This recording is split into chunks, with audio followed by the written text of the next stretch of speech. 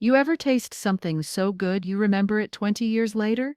Like the smell brings back entire summers? For me, that's the way I felt about my grandmother's cornbread. Except, and this is important, the recipe I'm talking about didn't come from her. It came from me. My name is Riley. I'm 27, and I've spent my entire life loving food more than people, because food never lies to you. It doesn't pretend. It doesn't say thank you with one breath and steal from you with the next. But people will smile in your face while chewing on your success. It started small, a family dinner at my cousin Tara's house. My mom had begged me to make my chili cornbread casserole, the one I'd been perfecting since college. It was my signature smoky, spicy, sweet, with a honey brown crust and just the right balance of cheddar and heat. Tara raved about it, went back for seconds, then thirds. Even her husband Joel, who never liked anything, practically licked his plate clean. I smiled. I love feeding people. Always have. But 2 weeks later, I see a post on Tara's Instagram, a perfectly styled photo. The cornbread casserole, my exact dish. Caption: family recipe from Grandma's old notebook. A hit at our investor dinner last night. Investor dinner? I blinked, scrolled again, read it twice. There it was, my recipe, my name nowhere. At first I laughed, nervous laughter. Maybe it was a misunderstanding. I texted her, "Hey, that looks a lot like the version I made at your place." She replied with a laughing emoji and, "You know how it is. Everything's a remix. But don't worry, we're just using it for tastings while we get our pitch together." So good though. Pitch? For what? 2 days later, I found out. My cousin Tara and her husband Joel were starting a meal kit business, locally sourced, Southern heritage flavors with a modern twist. Guess what the launch recipe was? My damn casserole. They even called it Legacy Cornbread Bake. Legacy. I nearly threw my phone across the kitchen. I went to my mom. She just looked at me like I was being dramatic. Their family, Riley. If it's that important, just ask them to include you. Include me. Like I was some optional footnote in a story I wrote? The next week was a blur. I tried to be civil. I sent an email. I asked politely. I even offered to collaborate, to share credit, work together. Tara didn't respond. Joel replied instead, a formal, cold email that said, "We appreciate your passion, but all recipes we use have been tested, adapted, and finalized in-house. No attribution is necessary. Best wishes." I swear I could taste blood in my mouth from how hard I was biting my tongue. I wanted to scream. Instead, I got quiet. Because here's the thing about quiet people. We're not weak. We're not doormats. We're planners. And when I plan, I go big. They took my recipe and tried to bury me with a smile. So I started digging my own foundation. Literally. My roommate Kelly, bless her, caught me researching commercial kitchen rentals at 2 a.m. "You okay?" she asked. "No," I said, closing my laptop. "I'm going to war." The idea hit me like a skillet to the skull. If they want to turn my food into a brand, fine. I'll turn my rage into a restaurant. Not a ghost kitchen, not a pop-up, a full-blown spot. One where I control the recipes, the plating, the story, and where every napkin has their smug little faces printed on it. Not as chefs, but as the people who thought I'd stay silent. Kelly thought I was joking, until I printed a mock-up napkin. It had a cartoon sketch of Tara and Joel, exaggerated smiles, eyes too wide, forks in hand. Above them, in bold script, "Served fresh by the ones who didn't cook it." Below it, "Table napkin, not executive chef." Kelly spit out her coffee laughing. And then she said, "Let's find you a space." I started saving every penny. I sold my vintage bike. I quit my brunch shifts and started doing private catering jobs on weekends. I got a friend to redesign my resume and landed a gig as a line cook at this fancy spot in East Nashville. Not for the money, but for the skills. I took notes on plating, watched the head chef obsess over details like microgreens and salt placement. I listened more than I spoke, practiced after hours, failed, burned, blistered, bled. But I didn't stop, because every time I wanted to give up, I'd hear Joel's voice. All recipes we use have been tested in-house. Yeah? Well, guess what, Joel? So have I. It took 7 months, a loan from a local women's entrepreneurship group, and a miracle lease on a worn-down cafe space tucked between a laundromat and a record store. But I got the keys. I called the place. Second serving. Tagline: sometimes the best dish is payback. The sign was small. The tables were mismatched. I had to scrub years of grease out of the floor myself, but it was mine. And the menu? It started with that chili cornbread casserole. Only now, it was called the Stolen Bake, smothered in truth and honey. Oh, and the napkins? The ones with Tara and Joel's cartoon faces? They were already in production. Because revenge, like cornbread, is best served warm and with a side of justice. You know what they never tell you about revenge? It's exhausting. Not in a bad way, not the kind that drains your soul, but the kind that fuels you like caffeine mixed with rage, the kind that keeps you going when your feet are blistered, your apron smells like fryer oil, and your bank account is down to the last 34. That was me, the week before opening second serving. I was surviving on burnt coffee, sleep deprivation, and pure spite. The good kind. The kind where every checklist item, from picking menu fonts to sourcing compostable to-go containers, felt like a battle move. Tara and Joel still had no idea. They were busy doing press runs. I watched their smug little faces pop up on a local lifestyle segment one morning, while scraping gunk off a second-hand stovetop. Joel was wearing a denim apron like he'd ever actually cooked something in his life. Tara kept referencing our culinary journey as a couple. My spatula snapped in half mid-scrub. The anchor asked them about their signature dish. Tara smiled like a pageant queen and said, "The legacy cornbread bake. It's a nostalgic recipe passed down through the family. We've added our own flair." Of course, I turned off the TV, not because I couldn't handle it, but because I had better things to do than let liars take up sound waves in my kitchen. Besides, I had my own opening to plan. The night before the soft launch, Kelly helped me roll silverware and stack menus. She was quieter than usual. "You sure you want the napkins to have their faces on them?" she asked. I looked up from the POS system I was still learning how to use. "Why? Think it's too much?" She paused. "I think it's brilliant. I just also think people might talk." "Good," I said. "Let them." Because here's the truth. I wasn't trying to be subtle. Subtlety is for people who haven't had their work stolen and sold like it was someone else's Sunday memory. I wanted people to ask questions. I wanted them to know. And when they sat down and wiped their mouths with Joel and Tara's smiling cartoon faces, I wanted them to feel the irony melt on their tongues. Opening night arrived. Soft launch. Invite only. Just friends, local foodies, a few fellow chefs I'd met along the way. I was terrified. I wore all black, standard kitchenware, and my curls were tied back tight under a bandana. No makeup, just focus. The doors opened at 6 p.m. By 6:10, every table was full. The smell of smoked paprika and honey butter wafted through the air, and from behind the kitchen pass, I could hear forks scraping ceramic.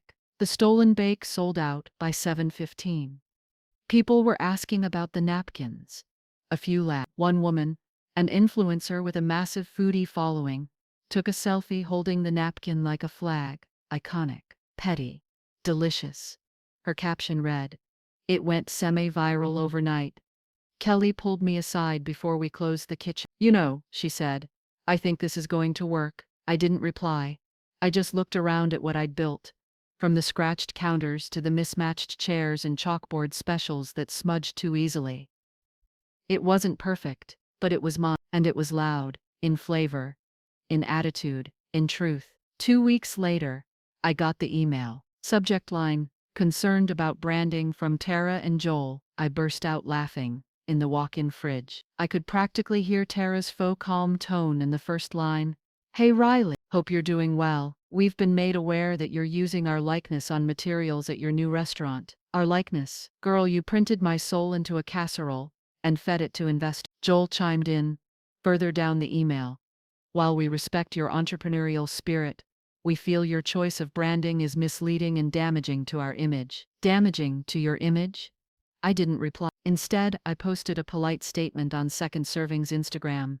All napkin art is parody and protected by satire law, but we appreciate the attention. Then, I added a carousel of customer selfies with the napkins. That post hit 20,000 likes in 3 days. Customers started asking for extra napkins to go. Some framed them. Some used them for content. Some asked if I sold them as merch, so I did. Limited edition napkin packs. The recipe they took serious. They sold out in 3 hours? The next curveball? A food critic. One of the big ones. Like blue check mark, New York freelance, drop stars kind of big. He came in on a random Wednesday and didn't say a word. Just ordered a lemonade, the stolen bake, and our peach cobbler. Then he left a $100 tip and a sticky note that said, "You made me feel something." Review dropped Sunday. I barely slept that weekend. Sunday morning, the article went live. Headline: Second Serving is Nashville's newest act of culinary defiance, and it's delicious. The first paragraph: Chef Riley Marks doesn't just serve food, she serves the truth, and it's piping hot. I read the whole thing twice, then a third time. 5 stars. No notes. He even mentioned the napkins. That afternoon, I got a text from a number I didn't recognize. It was Joel. Hope you're proud. Your little stunt has made us a joke in the local scene. Sponsors are backing out. Tara is devastated. Please take the napkins down. I stared at the screen for a long time. Then I opened notes on my phone and started typing. You called my food a remix. You used my recipe without credit. You erased me from a story I lived and loved. And now that people are laughing at you, suddenly it's not fun anymore. I didn't send it. Instead, I replied with one sentence. Thanks for stopping by Second Serving. Hope you enjoyed the taste of karma. Blocked. Later that night, I stood in the middle of my restaurant after close. All the lights were off, except the sign above the counter glowing softly. The tables were empty. The chairs flipped up. The last of the dishes were drying in the rack. And I realized something. This wasn't about revenge anymore. This was about returning something to myself, my voice, my name, my story. The cornbread was just the beginning. If you had told me a year ago that a cartoon napkin would become more recognizable than my own face, I would have laughed or cried. Or both. But here we are. People weren't just coming to Second Serving for the food anymore. They were coming for the statement. For the sass. For the bite that lingered long after dessert. A month after opening, we had a wait list. 2 months in, a national food blog ran a piece called "The Pettiest Place You Have to Eat Before You Die." I printed that one out and stuck it to the prep station. By the 3rd month, I was selling stolen bake kits online. Same flavors, same ingredients, with a branded dish towel that read, "It's not a family recipe if you stole it from mine." Orders flew in from all over the country, but success is funny. It doesn't just attract praise. It draws the very people who wanted you quiet. It started with a message from someone I hadn't spoken to in years. Aunt Janice, Tara's mom. "Hi, sweetheart. Just saw you on TV. I had no idea you were doing such amazing things. I told everyone you always had a gift. Would love to stop by sometime." I didn't respond. I didn't block her either. Instead, I forwarded the message to Kelly with the caption, "Cue the distant relatives who once told me cooking was a hobby." She replied, "Bet Aunt Janice wants a free slice of humble pie." A week later, Tara showed up. No warning, no reservation, no mask of politeness, just her, standing in the entryway of my restaurant, like she still owned the air we breathed. I was behind the register when I saw her, hair done, neutral makeup, expensive trench coat like she was heading to a Vogue interview instead of crashing the kitchen she stole from. She didn't come alone. Joel stood behind her, arms crossed, wearing a bitter smile that looked like it had curdled. Kelly saw them too. Her grip on the tray of clean glasses tightened. I stepped out from behind the counter. "Tara," I said, Her eyes flicked up to mine. Riley, this place looks nice. Translation. I didn't expect this. You weren't supposed to win. Joel stayed quiet. You here to eat? I asked. Or wipe your mouth with some truth. She didn't laugh. She looked past me, scanning the walls. They were covered in customer Polaroids and doodles, little thank you notes, quotes from reviews, a chalkboard menu in the back corner still read, "Today's special. The bite that started a war." "I want to talk," she said finally. "Privately." I shrugged. "Say what you need to say." Joel sighed. "Riley, can we not do this in front of your customers?" I folded my arms. "You're in my house. You don't get to set the tone." Tara's voice dropped to a whisper. "Look, we made mistakes." I raised an eyebrow. "We didn't think it would blow up like this," she continued. "You were always so quiet. We didn't think you'd retaliate." "Retaliate? This isn't retaliation," I said, leaning closer. "It's recognition. The thing you thought I'd never get." Joel finally spoke up. "Okay, we get it. You're clever. The napkins, the marketing, it's genius, honestly. But it's hurt our brand. We've lost 3 sponsors. People think we're a joke now. Would you please consider, I don't know, changing the napkins? Or issuing a statement?" I stared at them both. These two, who treated my creativity like a buffet they could scoop from and discard, now standing here, asking for grace like they hadn't spent months pretending I didn't matter. Tara's voice softened. "We're family, Riley. Don't you think this has gone far enough?" That word again, family. They used it like a shield, like a magic spell that erased what they'd done. "I think," I said slowly, "that this is the first time you've ever acknowledged me as more than a kitchen assistant." Tara flushed. "That's not fair." "Fair?" I laughed, short and sharp. "You mean like when you took my dish, renamed it, and served it to venture capitalists like it was your idea?" She looked away. Joel tried again. "We'll give you credit. Retroactively. On our website. On future recipe cards.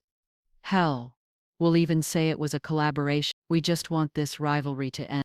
But it wasn't a rivalry. A rivalry implies equal footing.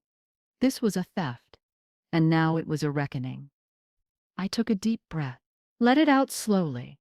Then I said, "I appreciate the offer. But I don't need your credit anymore. I have my own platform now. My own customers. My own story." I smiled, and they're literally eating it up. Tara looked like she might cry. Joel muttered something under his breath and walked out. She followed. I watched her leave through the front window. That same expensive coat, now wrinkled from the confrontation, trailing behind her like a white flag. Later that night, I sat alone at the counter. No customers. No music. Just the low hum of the fridge and the soft flicker of the neon sign that read second serving. Kelly walked in, carrying 2 mugs of tea. "You okay?" she asked. I nodded. "Better than okay." She sat beside me. "They're never coming back, are they?" "Nope." "Good." We clinked mugs. That weekend I added a new item to the menu.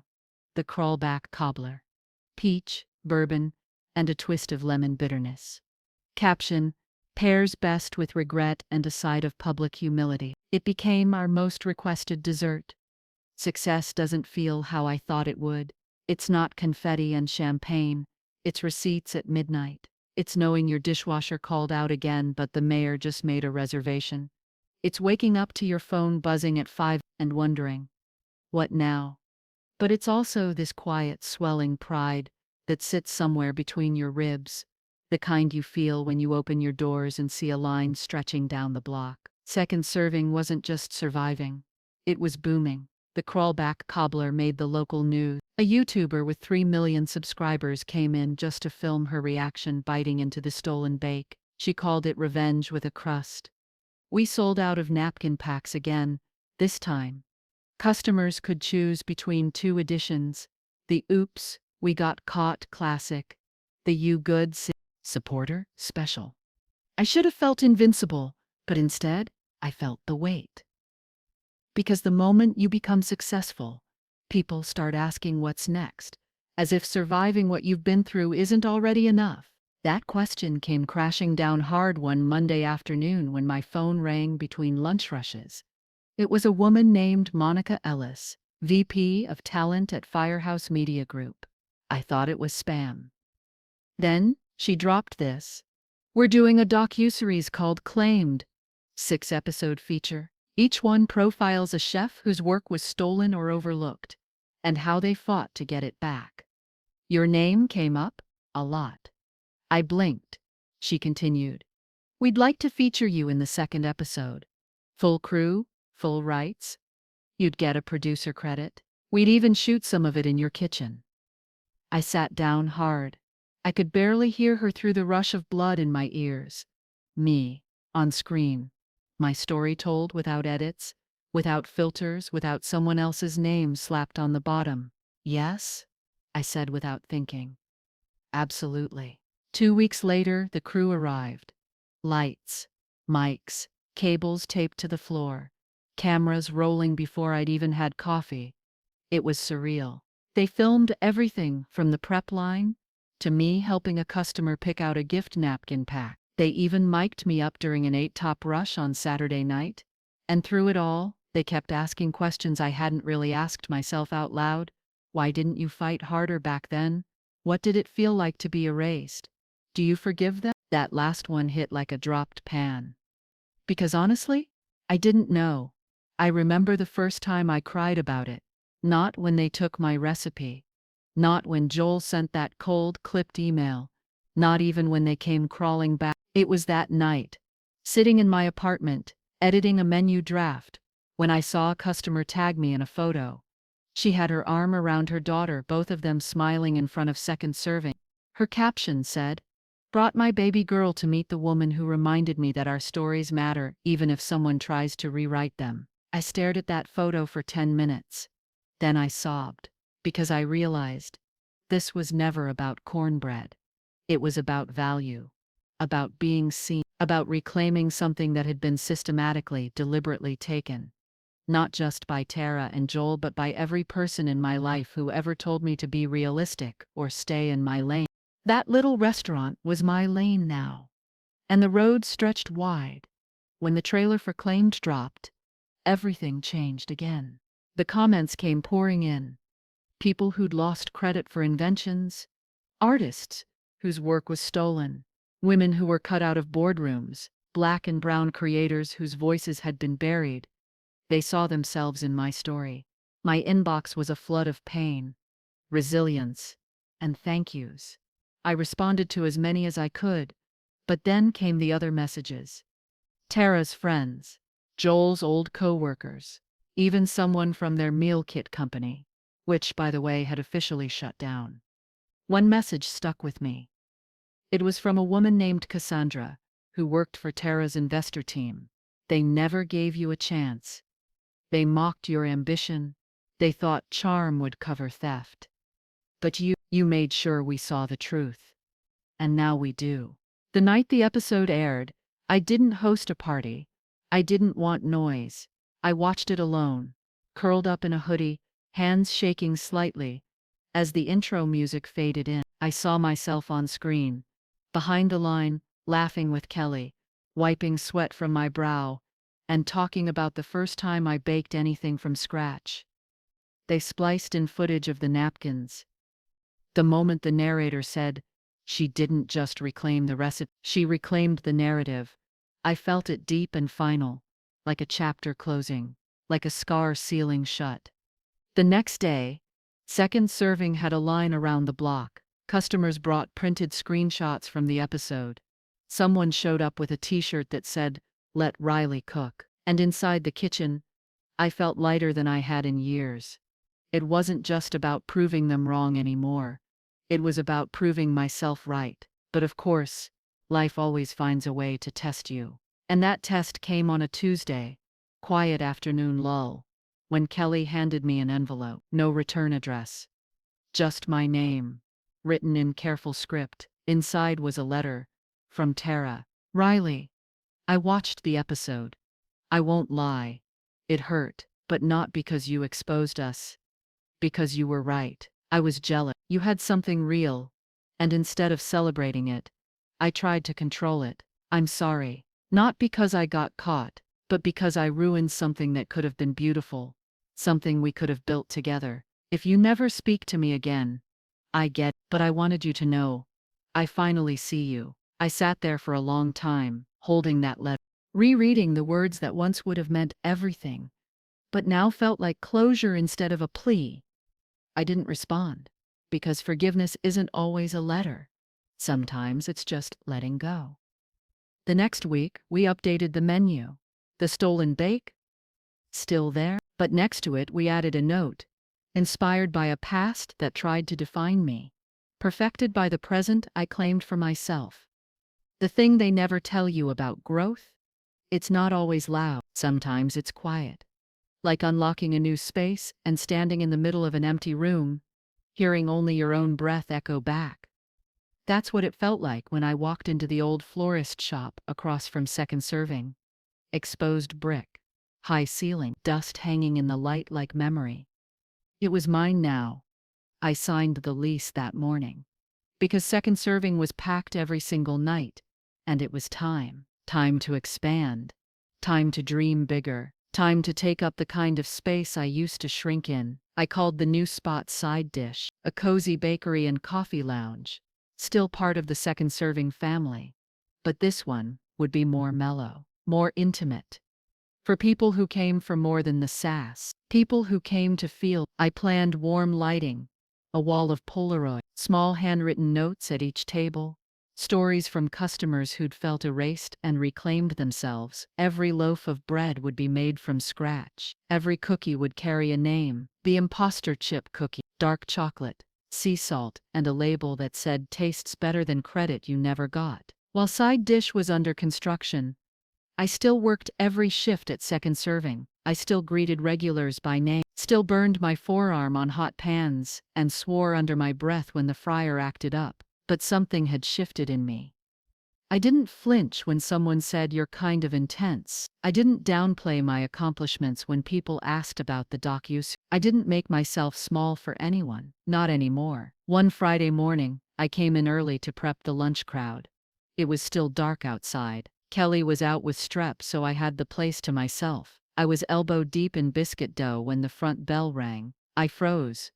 No one ever came this early. I wiped my hands on my apron and stepped into the front. And there he was, my father. I hadn't seen him in 5 years. He looked older, softer around the eyes. His suit was wrinkled, like he hadn't slept well. But the moment our eyes met, it all came back. The way he told me culinary school was a waste of money. The way he laughed when I said I wanted to open a restaurant someday. The way he said, "You think cornbread is going to change the world?" I stood there, unmoving. He cleared his throat. "I saw your episode," he said. My heart thudded hard in my chest. "You were good," he added, quieter. "Real good." I said nothing. He looked around the space, the chalkboard menu, the framed reviews, the napkins, the laughter frozen in Polaroids. "This place? It's beautiful." My voice finally found me. "You didn't believe in it." He nodded. "I know, and I was wrong." That stopped me cold. "I told myself I was protecting you," he went on. "That chasing stability was safer than chasing passion. But what I was really doing was projecting my own fear." I swallowed. He stepped closer. "I don't deserve a seat here. I know that, but I just wanted to say, I'm proud of you, truly. Proud of what you built. And if you ever decide to forgive me," he didn't finish the sentence.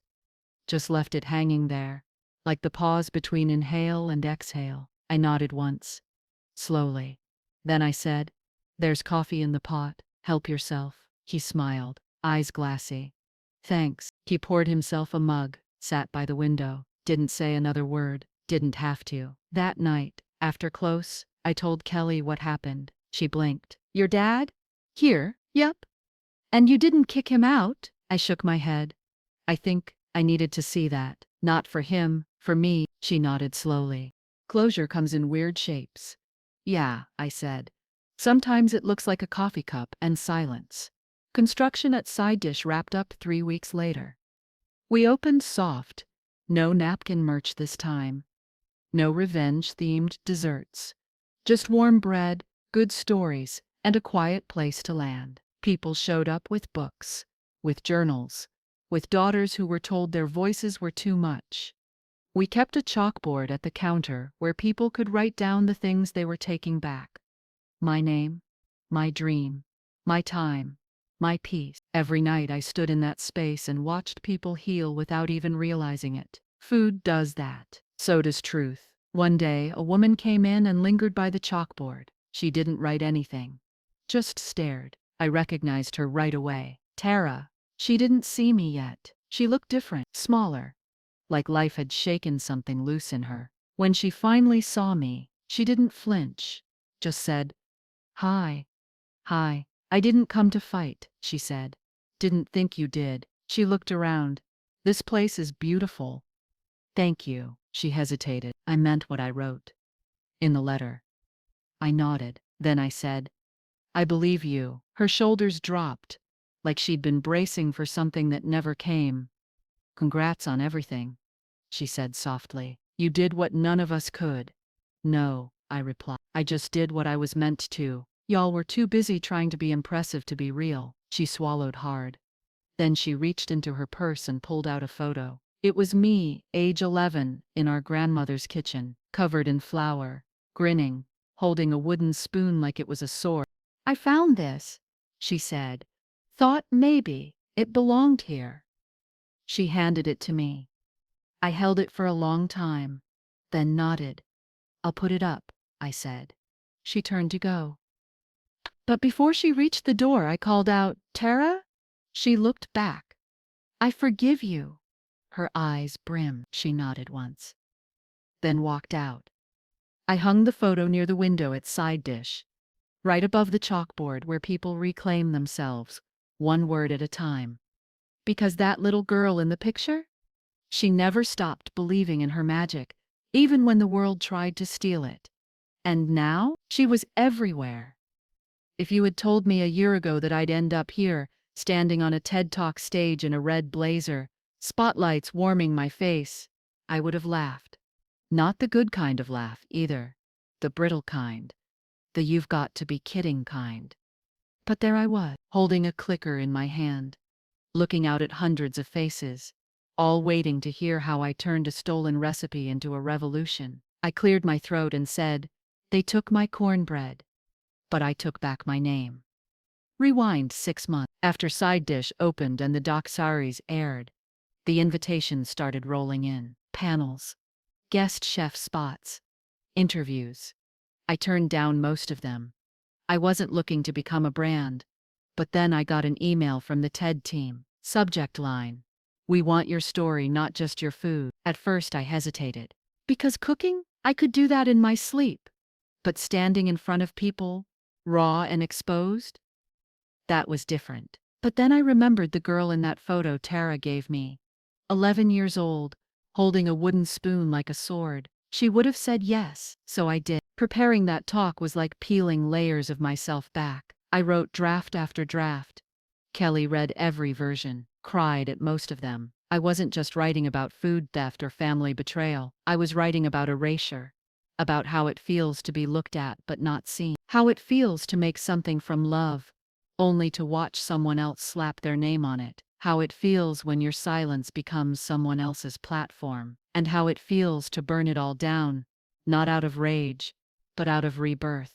The night before the talk, I couldn't sleep, not because I was scared of forgetting my line, but because part of me still wondered, would anyone care? But when I stepped out on that stage, into that deep red circle, I saw it. People weren't just listening.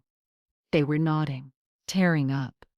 Some clutched notebooks, others held hands, and when I said, "The first time I was told I was just the cook," I believed them. The last time someone said it, I handed them a menu with their own face printed on a napkin. The crowd erupted. Afterward, people swarmed me. A woman with gray curls held my hands and whispered, "I lost a promotion to a man who used my pitch deck." This gave me peace. A college student said, "They plagiarized my project, and gave him the scholarship. But your story reminded me that the truth doesn't stay buried. Someone else slipped me a note. Just 3 words. You saved me. I walked out of that building into the cold night air and cried, not out of grief, but because I finally understood something. I didn't just reclaim my recipe, I reclaimed my voice. And now, it was back in Nashville. Both second serving and side dish were thriving. We launched a mentorship program for young chefs who'd been overlooked. We held workshops called Claim It Back for writers, artists, creators of all kinds. We partnered with shelters and nonprofits to provide job training in our kitchens. And yes, we still printed napkins, but not with Joel and Tara's faces anymore. Those sold out and were retired. The new ones, they had our customers' faces, smiling, strong, seen. Every bite they took, a toast to truth. One Sunday afternoon, I was hosting a meet and greet at Side Dish. A little girl approached the counter. 8, maybe 9, wearing an apron 3 sizes too big, a journal tucked under her arm. Hi, she said, barely above a whisper. Hey there, I smiled. I made my first recipe last week, she said. I called it my recipe, not yours. I laughed. That's a great name. She pushed the journal toward me. Can I show you? I opened it. Inside were pages of doodles, instructions, flavor notes. I saw myself in every messy, brilliant line. You're a chef already, I told her. She beamed. And I realized in that moment this was the real revenge. Not the napkins. Not the TED stage. Not the success. Inspiring someone else to take up space unapologetically. Later that week, I stood in the doorway of my apartment, looking at the night skyline. No camera crew. No interview lights. No menu drafts. Just me.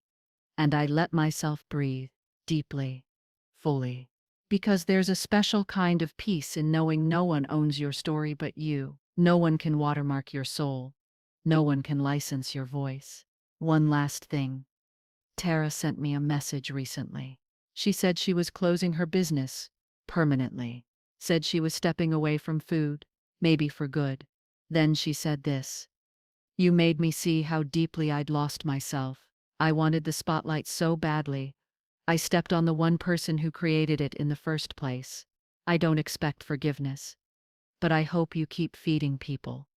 Because what you're serving now isn't just food, it's truth. I stared at the message for a long time. Then I smiled, because she was right.